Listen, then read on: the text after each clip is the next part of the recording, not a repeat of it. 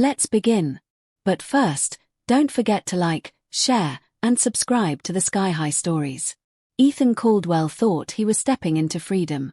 The penthouse lights were dimmed to a flattering glow, casting soft gold across the marble floors and glass walls. Below them, the city shimmered like something alive, headlights flowing in quiet rivers, skyscrapers blinking red and white against the night sky. It felt cinematic. Like a reward. Vanessa sat close beside him on the velvet sectional, one leg folded under her, her fingers tracing the rim of a crystal champagne glass. She laughed easily, tilting her head back in a way that made everything feel lighter than it should have. Her perfume was sharp and sweet, unfamiliar in a way that felt thrilling rather than dangerous. For weeks now, Ethan had convinced himself this was clarity. This was the life he had earned. No tension waiting at home.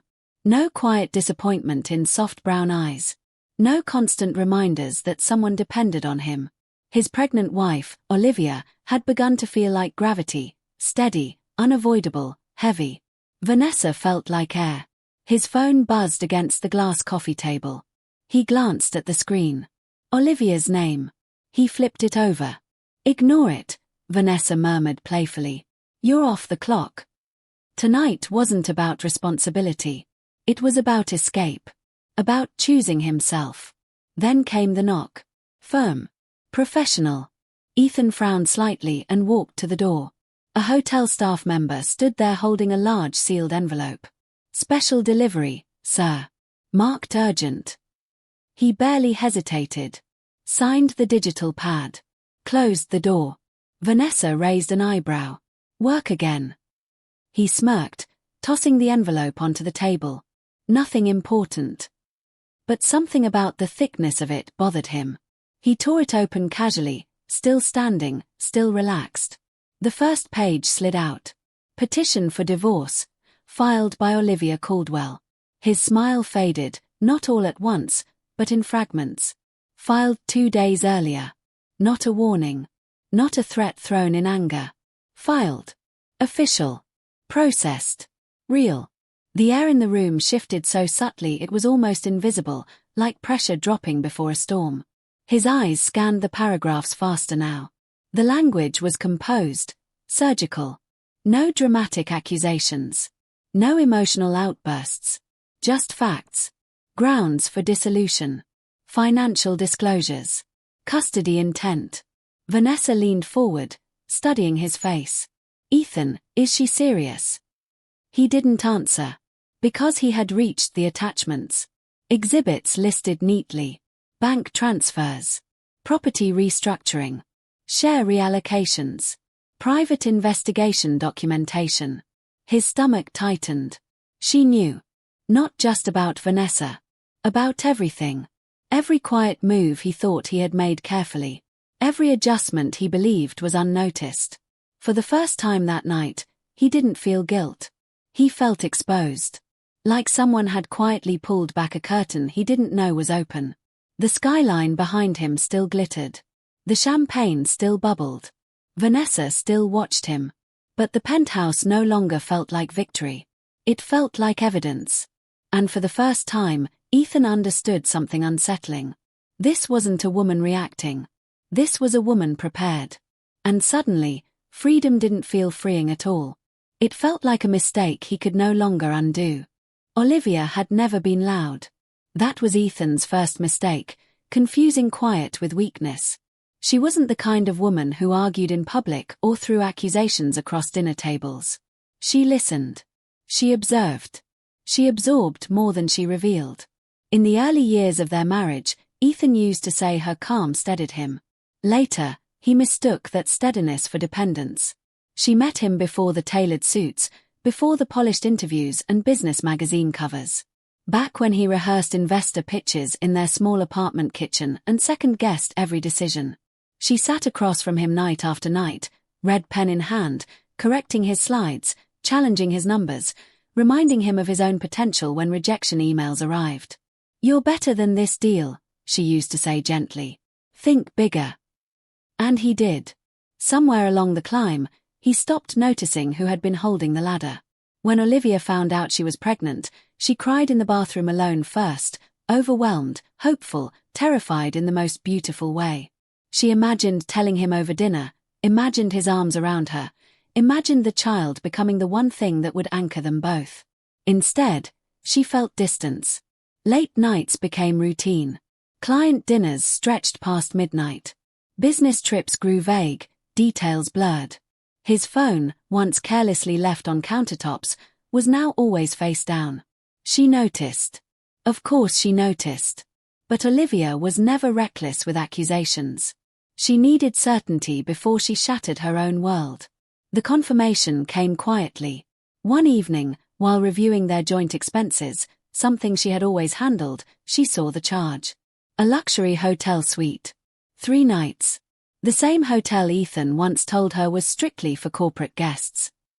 Her fingers hovered over the screen for a long moment. Something inside her didn't break. It stilled. She hired a private investigator the next day.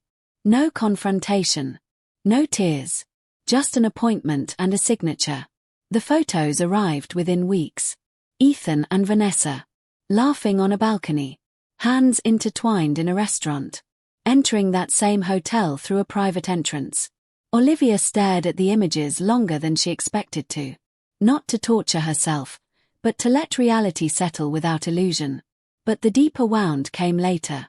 Through careful review of company filings and account activity, she discovered strategic asset movements. Shares being repositioned. Structures quietly adjusted. Financial protections removed. He wasn't just straying. He was preparing. Preparing for a future where she would be pregnant, dependent, and legally weakened if she chose to leave. Pregnant. Dependent. Cornered. That realization didn't make her cry. It made her clear. She wasn't just betrayed. She was being phased out. So she did something Ethan never imagined she would do. She called her father's old attorney, the man who had overseen the earliest investment agreements when Ethan's company was nothing but an ambitious proposal. The documents Ethan had skimmed years ago without truly understanding. Because what Ethan forgot was simple. The company he believed he fully controlled had silent stakeholders. And Olivia was one of them. When she filed for divorce, she wasn't reacting in pain. She was acting in protection. For herself. For her child. For the future he had already tried to rearrange without her. And once she made that decision, there was no hesitation left in her. She didn't look back. Ethan confronted her the next morning. He barely slept. The divorce papers had sat open on the kitchen counter of the penthouse all night. The legal language burned into his mind. By sunrise, anger felt easier than fear. He drove to the house they once called home with one thought: control the narrative. He expected tears, shock, maybe even regret. Instead, he found Olivia seated at the dining table, sunlight filtering softly through the curtains behind her. A cup of tea rested untouched near her hand. The other hand lay gently over the curve of her stomach, protective without being dramatic. She looked tired, but steady. "You filed for divorce?" he demanded, not bothering with greeting. "Yes." Her voice was even. No tremor. No edge. He let out a short, incredulous laugh. "You're overreacting." "No," she said softly. "I'm responding." The simplicity of it unsettled him more than if she had screamed. He began pacing. "You're pregnant, Olivia. Your hormones are all over the place. You don't even know what you're doing." It was a cruel attempt to shrink her clarity into instability. She didn't rise to it. Instead, she reached beside her and slid a thick folder across the table. "Then read," she said. He flipped it open impatiently. Financial summaries. Transfer timelines. Copies of amended share allocations. Correspondence between his private accountant and external consultants. And then he saw it. Notice of emergency board review. His jaw tightened. "You involved the board." Her eyes met his directly. "You involved them first. When you started moving assets without disclosure." The room felt smaller suddenly. He shut the folder harder than necessary. "You won't survive this alone." It wasn't a threat. It was projection. She studied him for a long moment, not angrily, not with hatred, but with something that resembled disappointment. "I already have," she replied quietly. That silence stretched between them, thick and irreversible. Meanwhile, outside that house, the cracks were widening. Vanessa noticed first through subtle changes. Ethan's phone wouldn't stop ringing. Investor emails grew formal. Assistants avoided eye contact. News blogs began speculating about internal restructuring and executive instability. The affair that once felt intoxicating now carried consequences. One evening, Ethan paced the penthouse living room, tie loosened, voice sharp as he spoke about damage control and containment strategy. Vanessa watched him unravel. "Did you really think she'd just accept it?" she asked quietly. He turned on her. "You don't understand how this works." But she was beginning to. His confidence, the thing she had been drawn to, had always rested on something unseen. Someone unseen. Olivia had absorbed his chaos for years. Handled the details. Stabilized the ground beneath him. Without her quiet strength anchoring him, Ethan wasn't commanding. He was scrambling. And Vanessa realized something uncomfortable. She had been attracted to power. Not instability. And she had no intention of going down with him as everything began to tilt. The first hearing was quiet but brutal. There were no dramatic outbursts, no shouting across the aisle. The courtroom smelled faintly of polished wood and paper, the atmosphere controlled and restrained, which somehow made it more merciless. Every whisper echoed. Every shuffle of documents sounded deliberate. Olivia entered without theatrics. No designer statement dress. No attempt to perform heartbreak. She wore something simple, tailored but understated. Her hair was neatly pulled back. Minimal makeup. No trembling hands. Dignity intact. Ethan watched her from across the room, trying to find cracks in her composure. He expected red eyes. Hesitation. Some visible sign that this cost her something. She looked resolved. That unsettled him more than anger would have. Her legal team began first, calm, methodical, unemotional. They didn't dramatize. They laid out facts. A timeline of the affair during her pregnancy. Dates aligned with financial transfers. Evidence of share restructuring without proper disclosure. Internal emails suggesting deliberate concealment. Each piece stacked carefully onto the next. Ethan's attorney objected where he could, but objections sounded thin against documentation. Then Olivia requested permission to speak. There was a pause. The judge nodded. She stood slowly, one hand resting briefly against the table as she steadied herself, not from weakness, but from the physical weight of pregnancy. When she spoke, her voice carried clearly through the quiet room. "I am not here to punish him," she began. "No theatrics. No cracking tone. I am here to protect my child and ensure fairness. Marriage cannot survive deception. And I will not raise my daughter in instability." A few heads in the courtroom shifted. There was no bitterness in her voice. No venom. That made it worse. Because bitterness can be dismissed as emotional retaliation. But clarity cannot. She wasn't asking for sympathy. She was establishing boundaries. When she sat down, the silence that followed felt heavier than any accusation. After reviewing preliminary findings, the judge ordered a temporary freeze on several joint and corporate accounts pending full investigation into asset movement. The gavel struck softly. But to Ethan, it sounded like something cracking. For the first time in years, he felt control slipping beyond his reach, not in theory, but in reality. His accounts restricted. His decisions scrutinized. His authority questioned. Outside the courthouse, cameras waited. Flashes burst against his vision. Reporters called his name, questions sharp and invasive. Olivia exited through a private side door arranged by her attorney. Vanessa did not stand beside him. By the time Ethan returned to the penthouse that evening, her closet was half empty. She stood near the doorway with a suitcase. "I didn't sign up for public scandal and frozen assets," she said quietly. Not cruel. Just honest. He looked at her but didn't argue. Didn't promise fixes. Didn't persuade. Because for the first time in years, he had no leverage left to offer.